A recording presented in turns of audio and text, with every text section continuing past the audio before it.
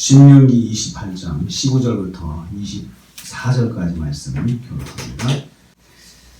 오늘 말씀은 여호와의 말씀을 순종하지 아니하고 지켜 행하지 아니할 때 일어날 저주에 대해서 말씀하는 것을 내용으로 하고 있습니다. 첫째로 보면요, 15절에서 19절 말씀에 앞에서 말씀드린 축복의 반대 상황을 만나게 됩니다. 축복의 반대 상황이요. 모든 저주가 내게 임할 것이다, 이렇게 말씀하시면서 6가지 축복의 반대 상황을 말씀하십니다. 성읍에서 저주받고, 들에서 저주받고, 광주리와 떡반죽 그릇이 저주를 받고, 자녀들과 토지의 소산과 또 소와 양의 새끼가 저주를 받고, 들어와도 나가도 저주를 받을 것이다. 만사불통이죠. 순종하면 만사형통이라고 말씀하셨는데 이것은 만사불통입니다.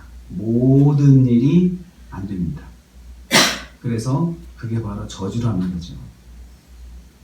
불순종하면 만사의 저주를 주십니다. 그리고 20절, 24절 말씀 보면 망하고 속히 파멸하게 된다. 망하게 된다. 그리고 파멸의 길로 가게 된다. 20절 말씀에 내가 망하고 속히 파멸에 이르게 하실 것이며, 그래서 하신다라고 해서 이르게 하신다. 하나님께서 그렇게 만들어 놓으신 거죠. 하나님께서 그렇게 만들어 가신다는 거죠. 그 내 쪽에서는 하나님이 하시는 거기 때문에 나는 대책이 없죠. 나는 당하는 거죠. 사람은 당할 수밖에 없고 하나님께서는 그냥 그 일들을 막 버려 가시는 거죠. 그래서 구체적으로 망함과 파멸이 어떤 것인가를 이제 설명을 하십니다. 20절 말씀이 저주와 혼란과 책망, 저주와 혼란과 책망을 받게 하신다. 혼란이 하나님의 징계 중에 하나입니다.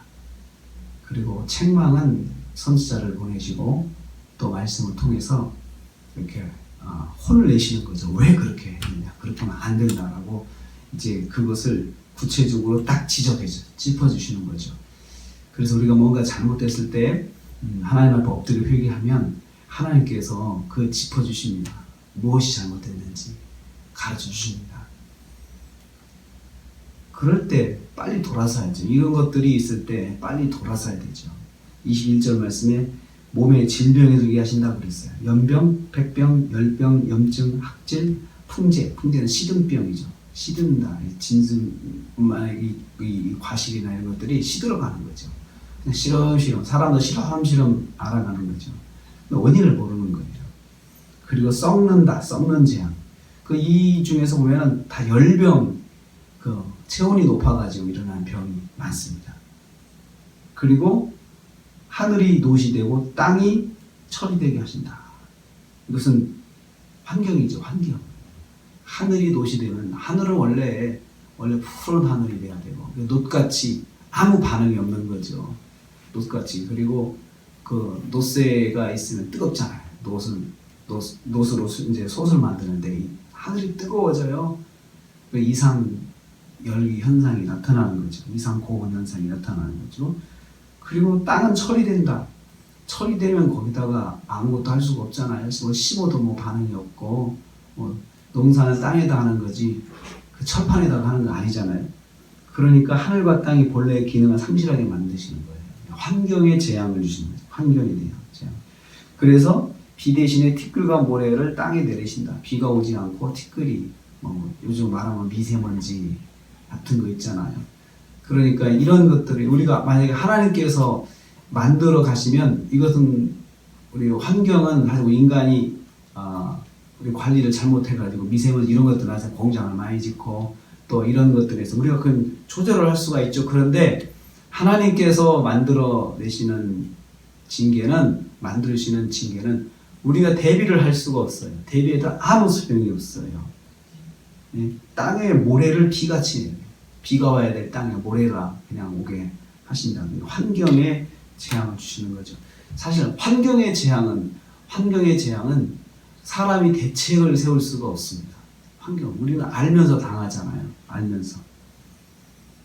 그래서 이러한 것들이 올 수 있는 것들은 우주에 그 수많은 별들, 셀 수 없는 별들 중에서 가끔씩 뉴스에 나는 게 지구로 달려오는 그런 뭐 축구장만한 돌이 있다. 뭐 이런 것들이요. 어떻게 해야 되는지, 만약에 이것을 하나님 막아주지 않으시면, 정말 하나님의 법칙으로 이렇게 하지 않으시면 지금도 지구상에는 많은 그런 그 조각들이 떨어진대요. 근데 이 대기층에서 다 없어져 가지고 이게 방어가 되는 거지, 그렇지 않으면 큰일 난다는 거예요. 그러니까 하나님께서 정말 세상을 멸망시키시고 맘만 먹으시면 아무것도 아니에요. 이것은 아무것도 아니에요. 진짜 우리가 대책을 세울 수도 없는 것이에요. 그냥 정기적으로 궤도를 달리던 그 돌 하나, 운석 하나가 그냥 지구로 돌진하면 끝이잖아요. 끝이잖아요. 불순종은 멸망의 길입니다. 그러니까 하나님께서 우리를 정말 정말 징계를 하시겠다, 저주를 하시고 맘만 먹으시면 아무것도 아니에요. 이 몸에 질병이 많잖아요. 몸의 질병들이 사람이 감당할 수 있는 질병, 지금도 해결하지 못하는 질병들, 그냥 약으로도 안 되는 질병들, 그냥 품고 사세요라고 하는 질병들이 얼마나 많습니까? 그래서 사람은 정말 하나님께 살짝만 건드려도 그냥 끝나는 거죠. 대책 없이 사는 거죠. 그래서 우리가 참 하나님 말씀에 순종해야 되겠다. 이 말씀이 거의 68절까지 이제 진행이 돼요. 이 저주에 대한 말씀이 68절까지 진행이 되는, 축복의 말씀은 간단했거든. 이러면 축복받아 라고 했는데, 저주에 대해서는 구체적으로 무엇이 저주인지, 우리가 대책 없이 당할 저주에 대해서 68절까지 끝까지 이야기하는데, 그래서 그럼 이번 주는 저주를 묵상해야 될 것 같아요. 조금 신선한 가을 아침에 새벽에. 그런데 이것은 하나님께서 구체적으로 말씀하시는 것은 왜 그럴까요? 정말 이 말씀을 읽다가 빨리 깨달으라는 거예요. 내가 정말 한 번이라도 하나님 말씀에 불순종하면 안 되겠구나. 그런 생각을 하게 해주시는 거죠. 그거지 너희가 저주를 받아라 그런 뜻은 절대 아닙니다. 간단합니다. 메시지는 순종하면 축복, 불순종하면 저주, 이거거든요. 오늘 또 한 주간 우리가 시작합니다. 한 주간 시작하는데 우리가 복을 받으려면 다른 거 없어요. 간단합니다. 순종하는 것입니다. 말씀에 순종하는 거예요. 그리고 불순종은 행여라도, 우리가 지금 이 말씀을 살짝 봤는데, 행여라도 꿈도 꾸지 마라 이거예요. 불순종은 꿈도 꾸지 마라. 불순종은 아예 생각도 하지 마라. 왜요? 이러한 저주들이 예비되어 있잖아요. 이걸 누가 원합니까? 근데 사람이 교만하면 그냥 가거든요. 그렇게 내 생각대로 하려고 그러고, 그러면 망하고 파멸된다. 속히 파멸된다. 망하는 건 순간이잖아요. 망하는 건 순간이잖아요. 그래서 속히 파멸된다. 순간적으로 뒤집어지는 거다. 그냥 손바닥 뒤집는 것처럼 그렇게 변한다는 거예요. 하나님께서 정말 저주를 주시려고 하면은 그렇게 된다는 거죠. 그래서 한 주간 동안 살면서 자나깨나 순종하며 살아야 되겠다. 순종하면 그게 그냥 순종으로 끝나는 게 아니고 하나님이 복을 주신다고 하시잖아요. 복을 준다고 하시니까 순종해서 복을 받고, 또 하나님께서 정말 기뻐하시는 삶을 살아서 하나님을 정말 한 주간 동안 기쁘시게 해야 되겠다라는 각오를 다시 한번 하게 됩니다.